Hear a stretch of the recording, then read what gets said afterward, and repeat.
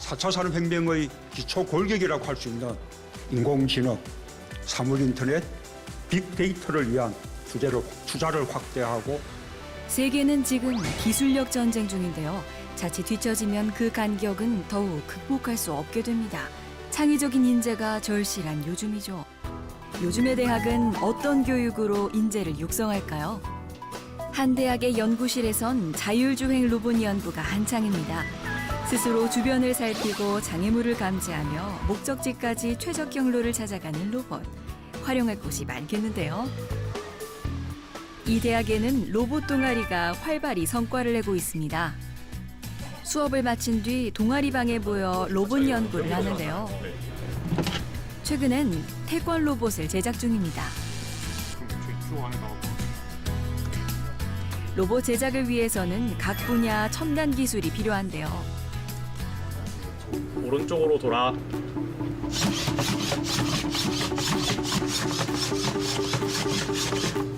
왼쪽으로 걸어. 휴머노이드 로봇인데 말로 명령을 하면은 로봇이 그 말을 이제 인식을 해서 그 모션을 이제 수행하는 로봇입니다. 음성을 인식하는 것은 기본이고 영상을 보고 행동을 판단한다고 합니다. 여기 있는 이 아날로그 카메라에 전기 신호를 주면 여기 있는 보드 안에다가 카메라에 데이트해 있는 영상을 전송하게 됩니다. 실력과 흥미, 두 마리 토끼를 잡은 로봇 동아리인데요. 로봇과 함께하면 시간 가는 줄 모른다고 합니다. 이게 단지 어떤 나의 취업에 관련된 게 아니라 그냥 단순히 흥미로서 이 로봇에 관심을 갖고 거기에 따라오는 게 뭐 취업이라든지 아니면은 뭐 어떤 연구 분야의 어떤 성과라든지 그런 게 나왔으면 좋겠습니다. 국내외 각종 대회에 참가해 실력을 인정받은 탄탄한 동아리입니다. 그 역사는 선배들로부터 이어져 왔는데요. 굵직한 국제 로봇 월드컵에서 우승을 차지하기도 했고 작년엔 지능형 SOC 로봇워 대회에서 동상을 수상했습니다. 컴퓨터 교육하면 떠오르는 대학 중 하나, 숭실대학교입니다. 1970년 국내 최초로 전자계산학과를 설립했고요. 이후 1987년에는 정보과학대학원을 신설. 2006년엔 국내 최초 IT대학을 신설하기도 했습니다. 실용학문의 중심대학으로 끊임없는 창의적 도전을 통해 4차 산업혁명 시대를 적극 대비하는 숭실대학교인데요. 그 역사는 어떨까요? 1897년 선교사 윌리엄 베어드 박사가 평양에 설립한 숭실학당에서 시작됐는데요. 1906년 한국 최초의 4년제 대학 인가를 받았습니다. 또 주목할 만한 제도가 있었는데요.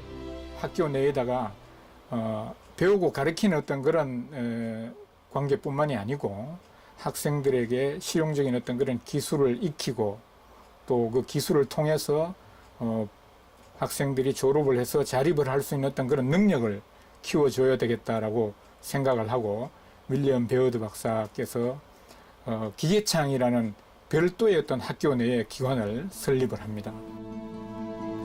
당시 미국에서 널리 행해지던 산학혁명 모델인 학생 자조기관을 도입합니다. 대학 내에 공장을 지어 기계창이라 이름을 붙이죠. 학생들이 기계창을 통해 일과 학업을 병행할 수 있었습니다. 기계창의 일거리는 점차 다양해졌습니다. 목공, 철공, 주물, 유리공 등 기술 교육 종류와 사업 규모가 대폭 늘어납니다. 역사적으로 이렇게 시간차를 두고 봤을 때는 엄청나게 빨리 시도된 어떤 그런 산학협력의 효시가 아니었나 이렇게 저희들이 생각할 수 있는 것이죠. 학생들에게 건강한 노동관과 직업관을 심어줬던 기계창. 과거부터 시작됐던 산학협력제도는 현재까지 활발하게 이어지고 있습니다. 각 분야의 성과도 차곡차곡 쌓아왔는데요.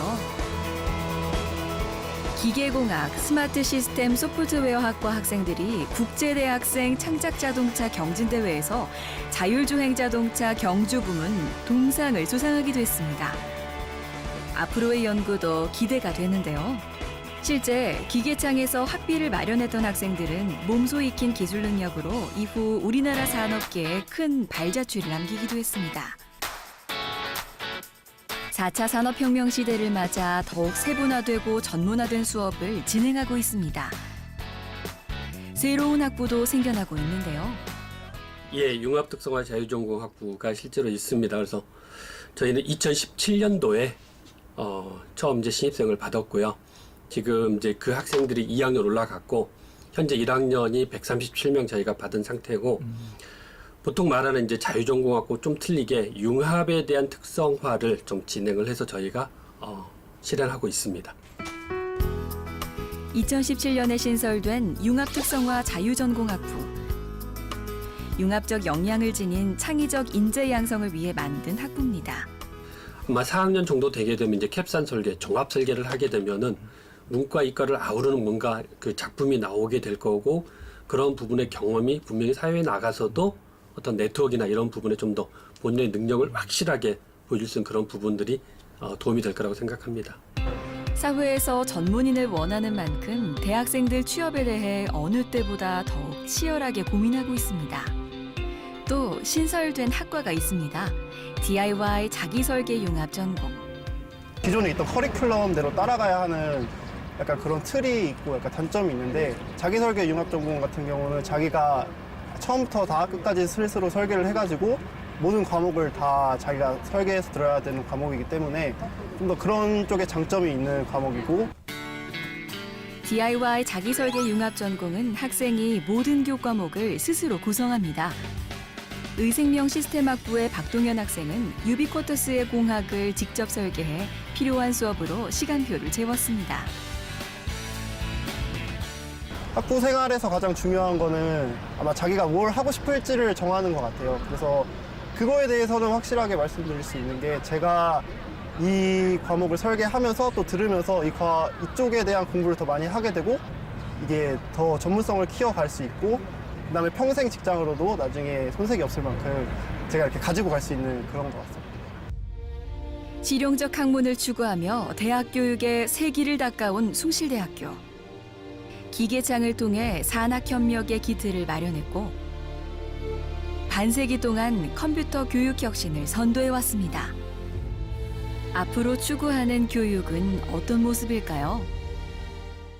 저희 숭실대학은 대한민국에 남아있는 대학들 중에 유일하게 평양에 원래 출발이 있는 이산대학이기 때문에 저희들의 첫 번째 학교의 비전이라고 한다면 통일시대 통일을 준비하는 대학, 또 하나는 지금 4차 산업혁명 시대가 도래하고 있기 때문에 대학의 교육이 완전히 바뀌어야 됩니다.